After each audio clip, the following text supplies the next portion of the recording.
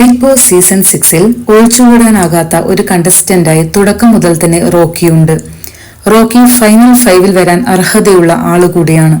എന്നാൽ തന്റെ അഗ്രസീവായ നേച്ചറും റൂഡായ ബിഹേവിയറും റോക്കിക്ക് പാരയാകുമോ എന്ന് കണ്ടു തന്നെ അറിയണം. തുടക്കം മുതൽ റോക്കി ഉന്നം വെച്ചത് രതീഷിനെയും ജാസ്മിൻ ഗബ്രി കൂട്ടുകെട്ടിനെയുമായിരുന്നു. ഇതിൽ രതീഷ് പോയി. പിന്നെ മുഴുവൻ ഫോക്കസും ജാസ്മിൻ ഗബ്രി മേലായി. അവരുടെ ബന്ധത്തെ കാര്യമായി ചോദ്യം ചെയ്യുമ്പോഴും തന്നെ നിയന്ത്രിക്കാനോ വായിലെ നാവിനെ അടക്കാനോ റോക്കിക്ക് ആകുന്നില്ല.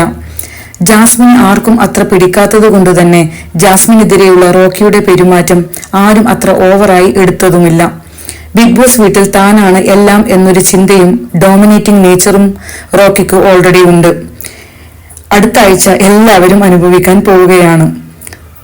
തുടക്കത്തിൽ റോക്കിക്ക് കണക്ഷൻ സിജോ ആയിട്ടായിരുന്നു. എന്നാൽ ഈ ഒരു ആഴ്ചയിൽ നമുക്ക് ശരിക്കും മനസ്സിലാക്കാൻ സാധിച്ച ഒരു കാര്യം എന്താണെന്ന് വെച്ച് കഴിഞ്ഞാൽ റോക്കിക്ക് സിജോയുടെ മേലുള്ള കംപ്ലീറ്റ് വിശ്വാസവും പോയിരിക്കുന്നു എന്നതാണ്.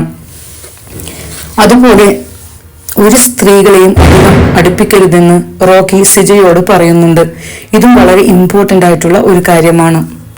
പെൺവിഷയത്തിൽ പെടുകയാണെങ്കിൽ ഓട്ടോമാറ്റിക്കലി തൻ്റെ ഗെയിം താഴ്ന്നു പോകുമെന്ന് തീർച്ചയായിട്ടും നല്ലൊരു ബോധ്യം റോക്കിക്കുണ്ട്.